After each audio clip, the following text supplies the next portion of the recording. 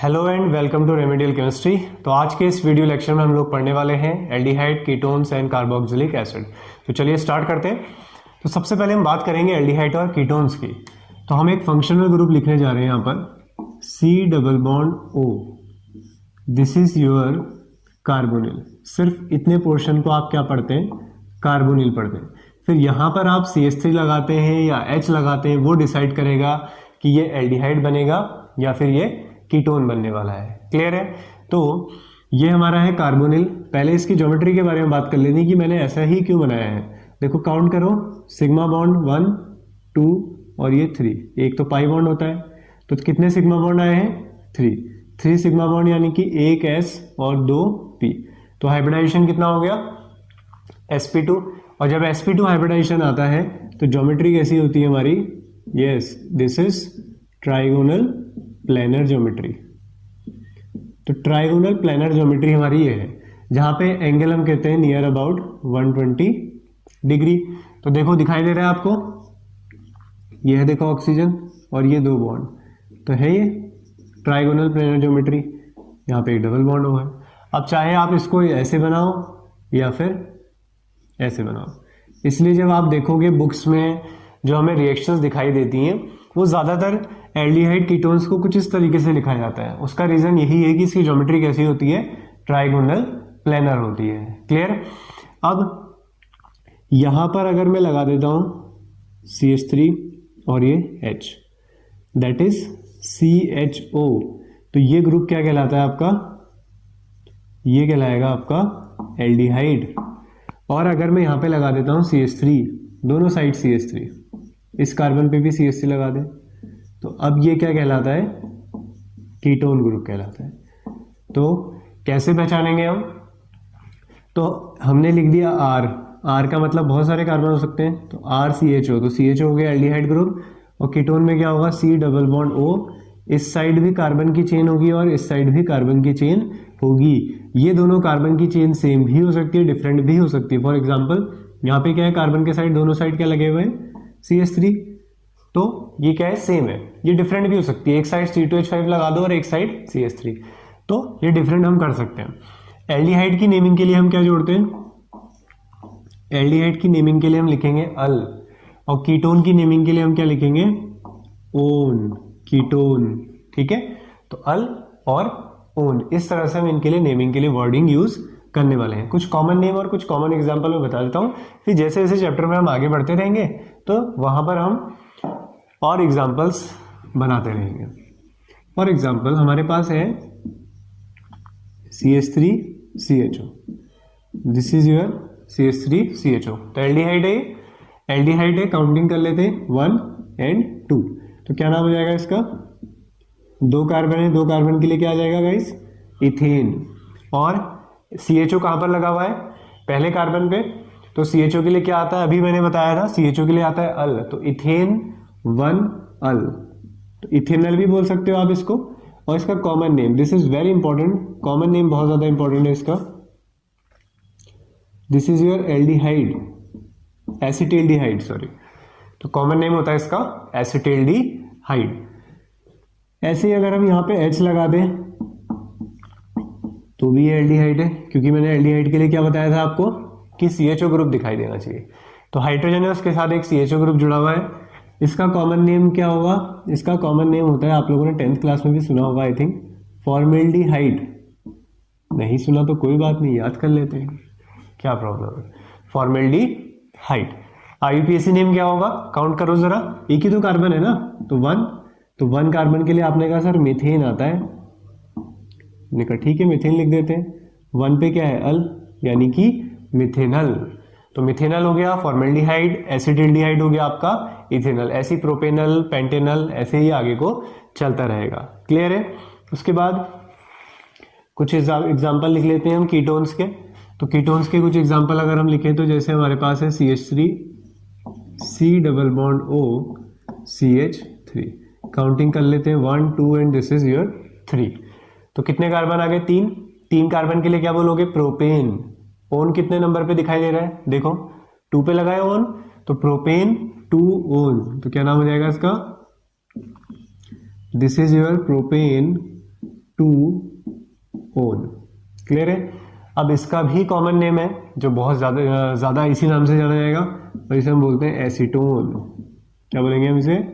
Acetone. तो propane two own कहें, फिर कॉमन नेम की बात करें तो एसीटोन है। ठीक है, तो ये बहुत इंपॉर्टेंट चीज़ थी। तो ये था हमारा स्ट्रक्चर ऑफ कार्बोनिल, कि कार्बोनिल का स्ट्रक्चर कैसा होता है।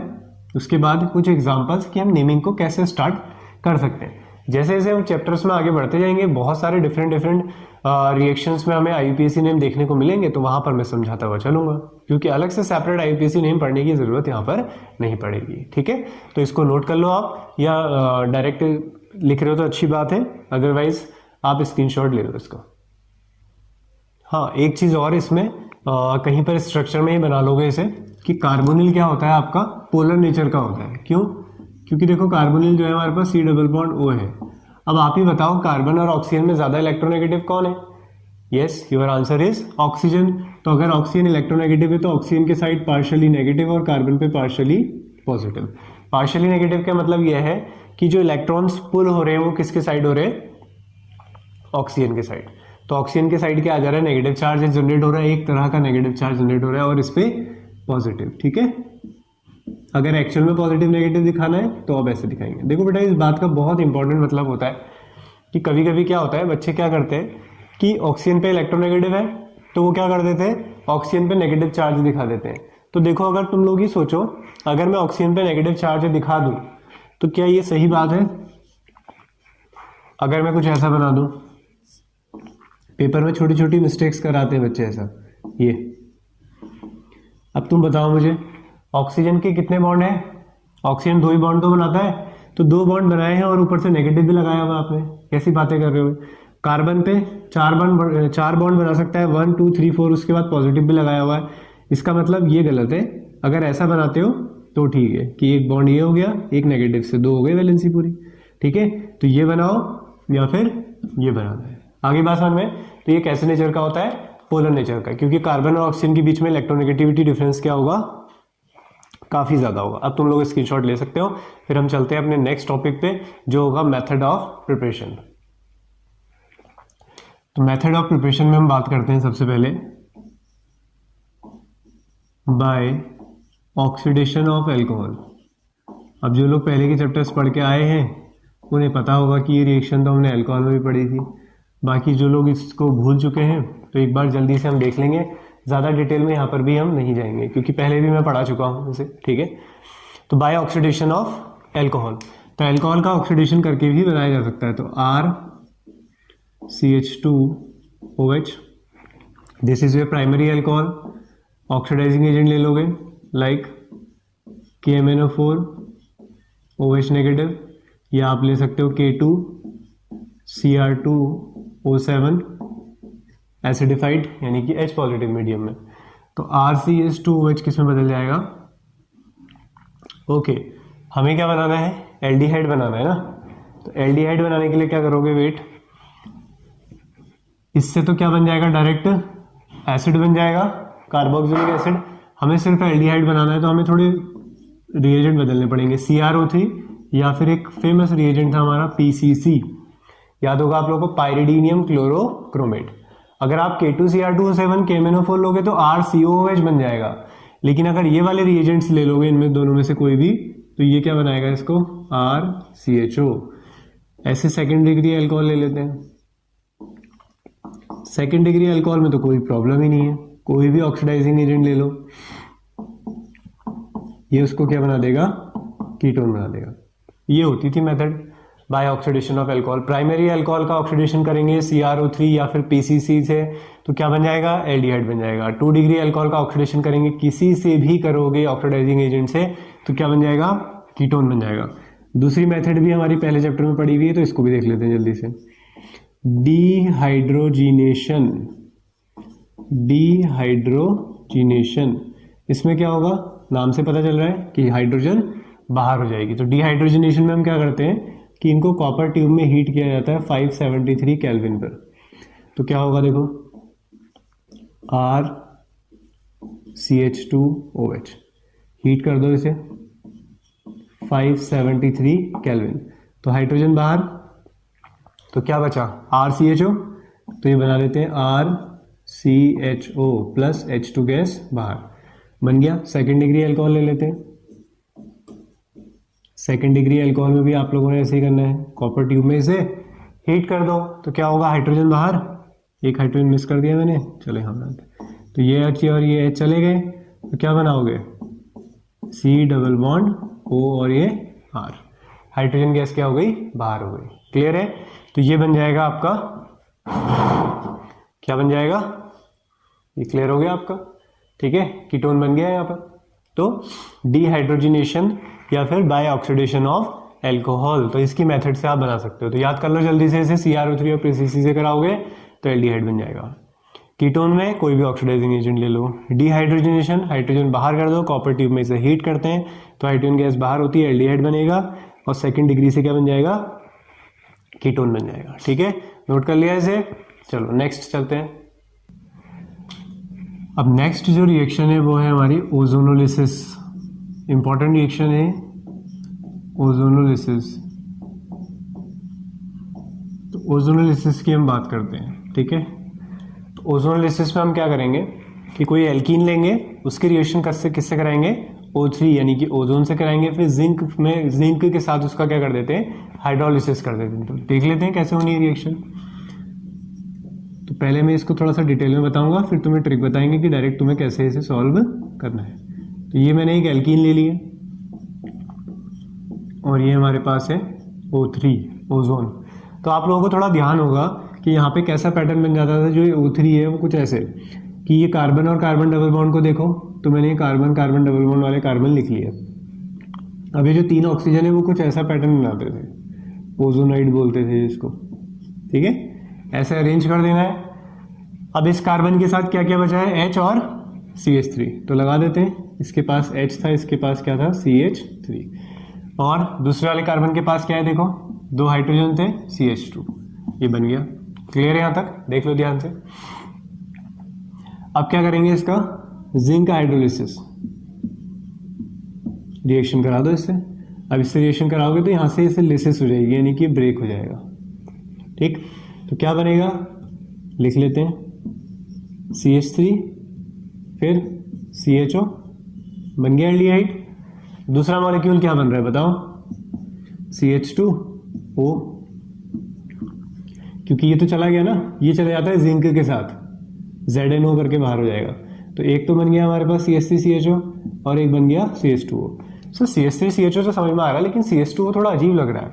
अजीब नहीं लगेगा अगर ऐसे लिख लोगे तो, क्या अब भी अजीब लग रहा है, यही तो है ना, HCHO या CH2O, बात एक ही है। तो फॉर्मेल्डिहाइड बन गया है और एक क्या बन गया है, एसिटिल्डिहाइड। नाम लिख लोगे यहाँ पे। नाम लिखने में कभी भी कामचोरी तुम लोगों को नहीं करनी है, मैं कर सकता हूँ कभी कभी, ठीक है, लेकिन तुम लोगों को नहीं करनी, क्योंकि तुम्हें नेम याद करने हैं तो बार बार लिखते रहोगे तो अच्छी बात है। प्रैक्टिस में रहेंगे तो याद होते रहेंगे, ठीक है। तो फॉर्मेल्डिहाइड बन गया और एसिटिल्डिहाइड। देख लो एक बार reaction, CH3 CH double bond CH2 O3 से रिएक्शन कराए, कुछ इस तरह का ओजोनाइड कंपाउंड बनेगा। उसके बाद जिंक हाइड्रोलिसिस कराओगे, इसे ब्रेक कर दोगे और ये बन जाएगा। अब डायरेक्ट कैसे करना है हमें, ठीक है। डायरेक्ट करने के लिए देखो, फर्स्ट वाले को देखो, लास्ट वाले को देखो। हमने जब ये सारे स्टेप किए तो बेसिकली हुआ क्या है कि ये जो डबल बॉन्ड है वो डबल बॉन्ड यहाँ से गायब हो गया है, और डबल बॉन्ड गायब होके क्या हुआ है, देखो ये जो डबल बॉन्ड कार्बन है ये गायब हुआ है, और वहाँ पे क्या आ गया है, ऑक्सीजन आ गया है। यहाँ पे एक डबल बॉन्ड O आ गया है, यहाँ पे एक डबल बॉन्ड O आ गया है, और ये वाले डबल बॉन्ड चले गए। ऐसे ही तो हुआ, देखो सर ये तो बहुत आसान हो गया, आप पहले ही बता देते, हम इसे मेहनत ही नहीं करते, ठीक है। तो एक बार देख लेना, ठीक है। देन हमें सारे क्वेश्चंस तो इसी तरह से कर लेने। अब इसके लिए हम डिफरेंट एग्जाम्पल पे इसको अप्लाई करने वाले हैं, जो हमारे यहाँ पर बोर्ड एग्जाम में या कॉम्पिटेटिव जिसमें भी हम काम कर यूज़ करें इसका, वहाँ पे यूज़ होने वाले। तो मैं इसको इरेज कर रहा हूँ, इसे नोट कर लिया होगा। अब हम कुछ एग्जाम्पल देखेंगे, क्योंकि ये तो बहुत ईजी एग्जाम्पल है, ये क्लास 11th में भी हम लोग ये वाली रिएक्शन देख लेते थे।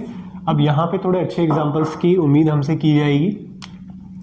तो पहले मैं कुछ एग्जाम्पल ले लेता हूँ जिसपे तुम्हें अप्लाई करना है इसे। ये हमने एक एग्जाम्पल लिखा है, पहला स्टेप O3, दूसरा स्टेप ZN/H2, जिंक हाइड्रोलिसिस। अब डायरेक्ट बनाएंगे, डबल बॉन्ड हटा दो, यहाँ पे डबल बॉन्ड O लगा दो, तो क्या बन जाएगा, पहला CH3 CHO, फिर प्लस यहाँ पे भी ऐसे करो, ये CH3 फिर ये CHO, इस बार दोनों सेम मॉलिक्यूल बन गए। बस आसान हो गया बहुत। और कोई एग्जांपल ले लेते हैं।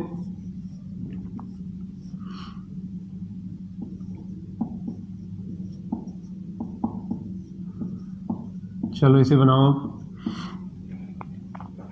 क्या हुआ, नहीं बन रहा है? सर आपने तो इजी इजी एग्जांपल कर लिए, हमें टफ एग्जांपल दे दिए हैं। ऐसा नहीं है, चलो देखते हैं। कंसेप्ट तो वही है ना, कंसेप्ट सिखा दिया मैंने कि क्या करना है तुम्हें, डबल बॉन्ड हटा देना है कार्बन कार्बन के बीच का, और क्या लगा देना है O। तो दिख रहा है, चलो मैं डबल बॉन्ड को यहाँ लगा देता हूँ, साफ साफ दिखाई दे, कार्बन दिखाई दे। हाँ, तो कार्बन दिखाई दे रहे, क्लियर, ये रहे कार्बन। तो हमने यही तो कहा कि कार्बन कार्बन के बीच के बॉन्ड हटा देने, तो मैं हटा देता हूँ कार्बन कार्बन के बीच के बॉन्ड, हटा दें यहाँ पर, ठीक है, हटा देते हैं। क्या लगाना है फिर सर, लगा दो डबल बॉन्ड O, लगा दो डबल बॉन्ड O। ठीक है, कुछ अजीब लग रहा है? बिल्कुल अजीब नहीं है, सही आया है आंसर। अब कार्बन की वैलेंसी काउंट कर लो ना, 1 2 3, तो एक हाइड्रोजन भी लगा हुआ होगा यहाँ पर, ठीक है, जो तुम्हें दिखाई नहीं दे रहा है। तो क्या बन गया ये, CHO, फिर उसके बाद क्या है, CH2, फिर ये CH2, फिर ये भी CH2, फिर एक CH2 ये है, फिर लास्ट में CHO।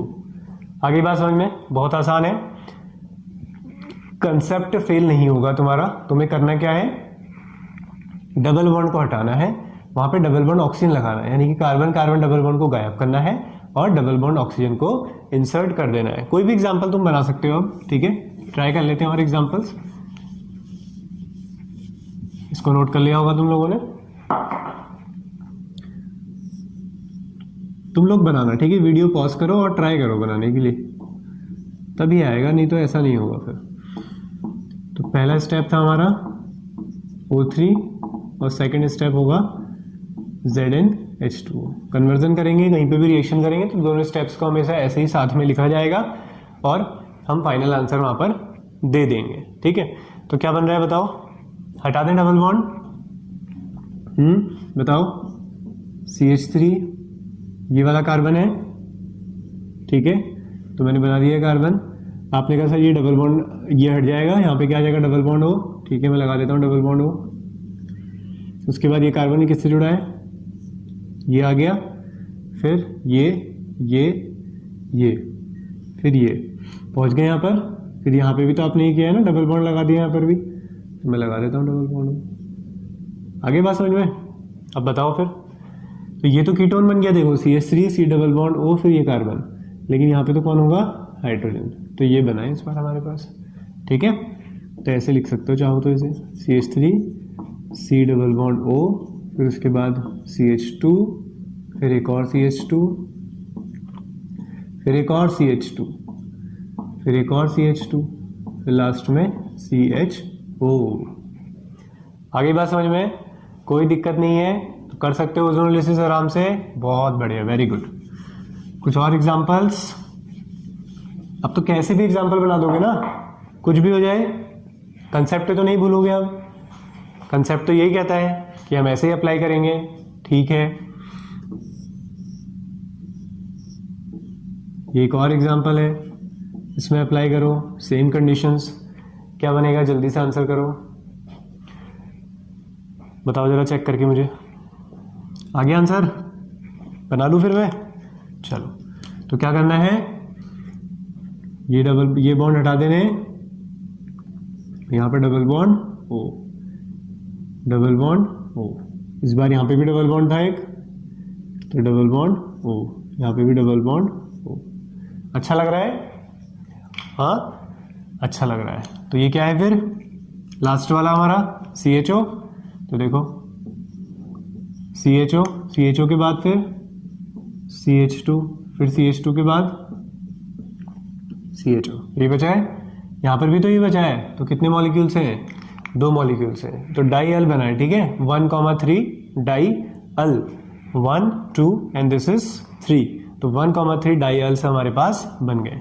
तो कैसे बना सकते हो, ठीक है, दिखने में अजीब लगेंगे लेकिन आंसर बिल्कुल सही है। इसलिए मैं कुछ ऐसे एग्जाम्पल बना दे रहा हूँ जो तुम लोग देख लो, फिर तुम्हें बाद में कभी एग्जाम्पल कहीं पर मिल जाए या पेपर में कभी आ जाए और तुम लोग सही बना रहे हो लेकिन तुमने ऐसे स्ट्रक्चर देखे नहीं हो, तुम्हें अजीब लग रहा हो कि हमने कहीं गलत तो नहीं कर दिया है। इसलिए मैं एग्जाम्पल्स करा दे रहा हूँ ताकि तुम थोड़ा हैबिचुअल हो जाओ इन चीज़ों के लिए, ठीक है। तो बना सकते हो कैसे भी। एक लास्ट एग्जाम्पल और ले लेते हैं, फिर बहुत हो जाएंगे एग्जाम्पल ओजोनोलिसिस के। तो कोई भी ओजोनोलिसिस का एग्जाम्पल तुम बना सकते हो। तो लास्ट एग्जाम्पल है हमारे पास बेंजीन। हालांकि बेंजीन के डबल बॉन्ड जो होते हैं वो स्ट्रांग होते हैं, वो इसलिए क्योंकि वो एरोमेटिक कंपाउंड होता है, स्टेबल होता है। फिर भी अगर हम कंडीशंस को बहुत हार्श कर दें तो हम ये रिएक्शन को करा सकते हैं। तो क्या बनेगा, बनाओ फिर। सर डबल बॉन्ड गायब, यहाँ पे डबल बॉन्ड हो, यहाँ भी डबल बॉन्ड हो। सर ये डबल बॉन्ड भी गायब, तो यहाँ डबल बॉन्ड हो, यहाँ भी डबल बॉन्ड हो। सर ये वाला बॉन्ड भी गायब, तो यहाँ पर भी डबल बॉन्ड हो और यहाँ पर भी डबल बॉन्ड हो। क्या बन रहा है फिर बताओ मुझे, क्या है ये CHO और ये भी CHO, देख लो ध्यान से। तो क्या बन रहा है CHO और ये CHO। कितने मॉलिक्यूल्स, 3 मॉलिक्यूल्स। इसको हम बोल देते हैं डाईअल्स, ठीक है। डाईअल है, 2 CHO दिखाई दे रहे हैं, अल आता है एल्डिहाइड के लिए, तो डाईअल है 1,2 डाईअल, तो ये बन जाएगा। तो आई होप ओजोनोलिसिस तुम लोगों को क्लियर हो गई होगी, ठीक है। तो कोई डाउट नहीं होना चाहिए ओजोनोलिसिस में। अब तो ओजोनोलिसिस के बाद नेक्स्ट मेथड ऑफ प्रिपरेशन में हमारे पास आता है हाइड्रेशन ऑफ एल्काइन। तो हेडिंग डाल लेंगे हाइड्रेशन ऑफ एल्काइंस। तो इसमें हम एल्काइंस की हाइड्रेशन की बात करने वाले हैं, ठीक है। हाइड्रेशन का मतलब वाटर ऐड करना है, एल्काइंस मतलब ट्रिपल बॉन्ड। ये रहा आपके पास CH, triple bond CH plus H2O in presence of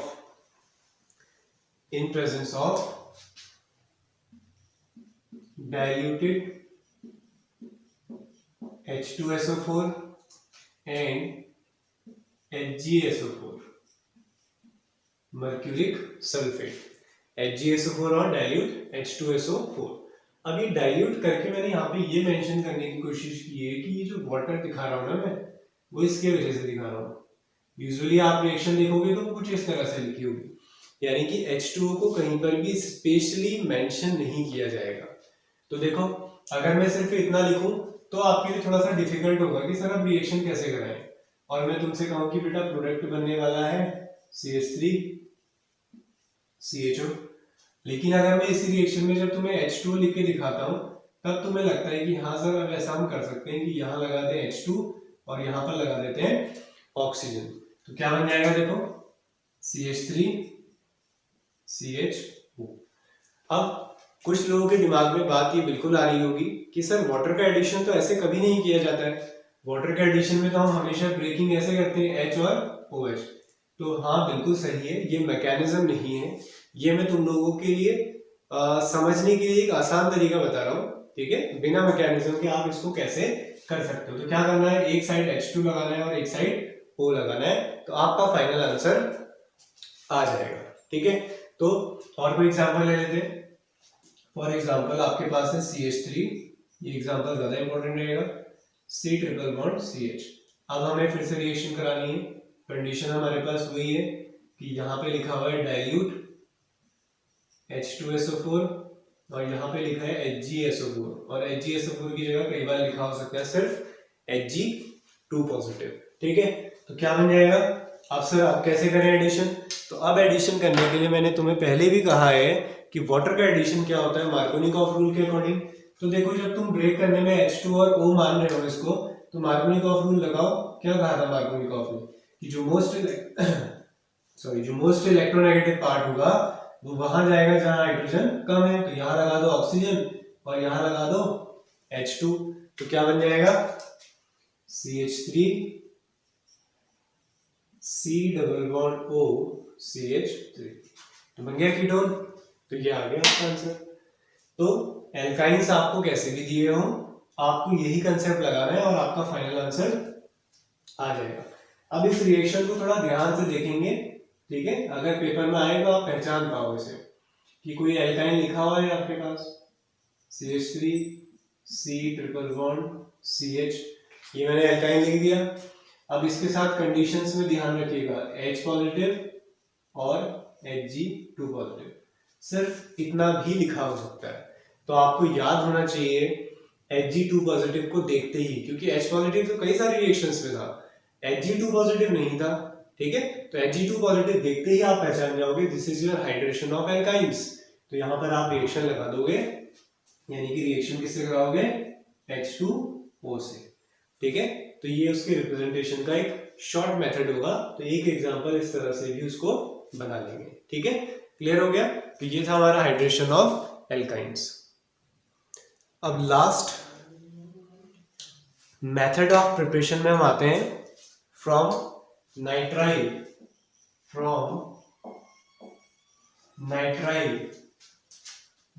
group से कराएंगे, फ्रॉम नाइट्राइल विथ RMgX आप लोग जानते हो, this is your Grignard reagent. तो अब नाइट्राइल ग्रुप पे हम रिएक्शन कराएंगे किसकी, ग्रिग्नार्ड रिएजेंट की।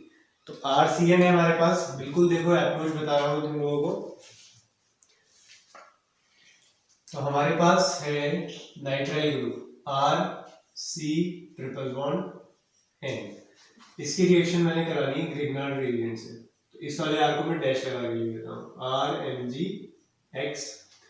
अब आपको पता है कि कार्बन और नाइट्रोजन में ज्यादा इलेक्ट्रोनेगेटिव कौन है, नाइट्रोजन। तो नाइट्रोजन पे नेगेटिव, कार्बन पे पॉजिटिव। RMgX का बॉन्ड कैसे ब्रेक होता है, R नेगेटिव और MgX पॉजिटिव। तो बस अटैक करा दो इसे, तो क्या बनेगा, देखो इसको ध्यान से देखना, ठीक है। RC डबल बॉन्ड N, ये वाला बॉन्ड ब्रेक कर दिया हमने, ठीक है। तो नाइट्रोजन पे आ रहा था नेगेटिव, नेगेटिव के पास कौन आएगा, MgX। तो NMgX, कार्बन पे क्या चार्ज आ रहा था, पॉजिटिव। तो कार्बन पे पॉजिटिव चार्ज आ रहा था, तो उस पे कौन आ जाएगा, R। तो ये आ गया R, समझ गए इतनी बात। अब उसके बाद क्या करेंगे, इसका हाइड्रेशन कर देते हैं, ठीक है। एसिडिक मीडियम में इसका हाइड्रेशन कर देंगे, जैसा ग्रिग्नार्ड का दूसरा स्टेप हम करते हैं। तो ये बना देते हैं। अब क्या होगा, अब फिर से बताओ, कार्बन और नाइट्रोजन में कौन ज्यादा इलेक्ट्रोनेगेटिव है, नाइट्रोजन ज्यादा इलेक्ट्रोनेगेटिव है, तो नाइट्रोजन पे नेगेटिव आएगा, कार्बन पे पॉजिटिव। H2 को कैसे ब्रेक करते हो, H पॉजिटिव और OH नेगेटिव। अब तुम ही बताओ कौन कहां जाने वाला है। तो ये रहा R, फिर C और ये R, एक R को R डैश कहा था हमने, तो ये वाला R डैश कर देता हूं मैं।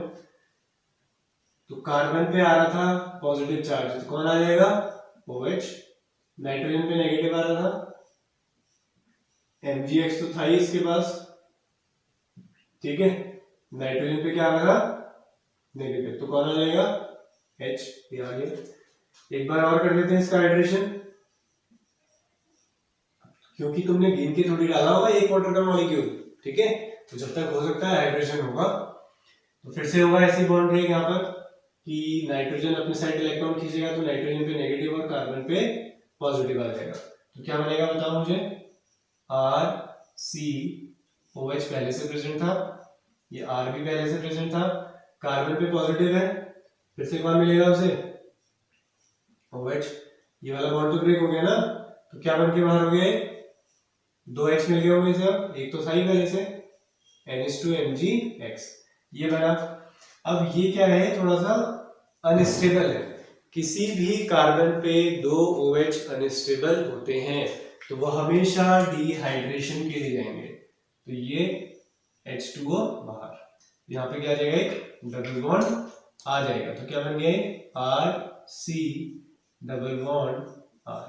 तो this is your final answer, ketone.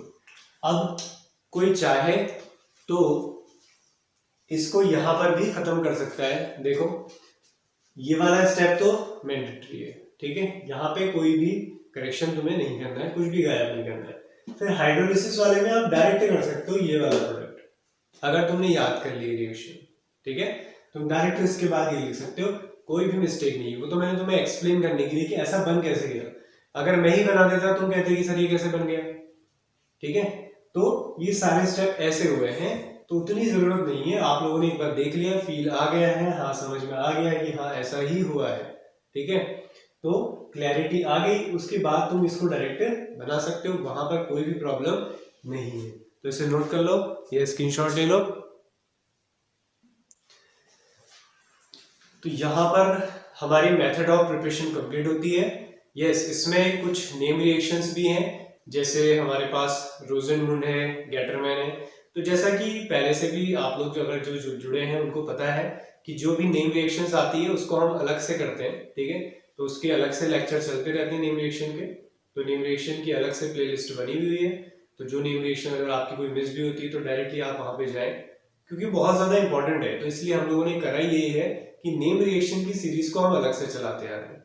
तो मेथड ऑफ प्रिपरेशन में भी हम रोजेनमुंड, स्टीफेंस, गेटरमैन और इटार्ड रिएक्शन, ये कुछ 4 रिएक्शन है, इनको देखेंगे। तो उनका वीडियो लेक्चर आपको अलग से मिल जाएगा। बाकी विदाउट नेम रिएक्शन जो रिएक्शन थी वो सारी मैंने आप लोगों को करा दी हैं, जिसमें हमने ऑक्सीडेशन ऑफ अल्कोहल देख लिया, उसके बाद हम लोगों ने ओजोनोलिसिस देखी, हाइड्रेशन ऑफ एल्काइन देख लिया, और उसके बाद नाइट्राइल से हम ग्रिग्नार्ड रिएजेंट की हेल्प से इसे कैसे बना सकते हैं वो भी हमने देख लिया है। और बाकी जो रिएक्शन है वो आप लोग नेम रिएक्शन में देख लोगे, याद रखेंगे रोजेनमुंड, गेटरमैन कोच, ठीक है, और इटार्ड और स्टीफेंस, ठीक है। उसका लेक्चर आप लोगों को मिल जाएगा। तो अगर आप लोगों को वीडियो पसंद आए तो इसको लाइक करें, ठीक है, और कमेंट करें, शेयर करें अपने साथियों के साथ, और जो लोग इस चैनल में नए हैं तो इस चैनल को सब्सक्राइब कर लें।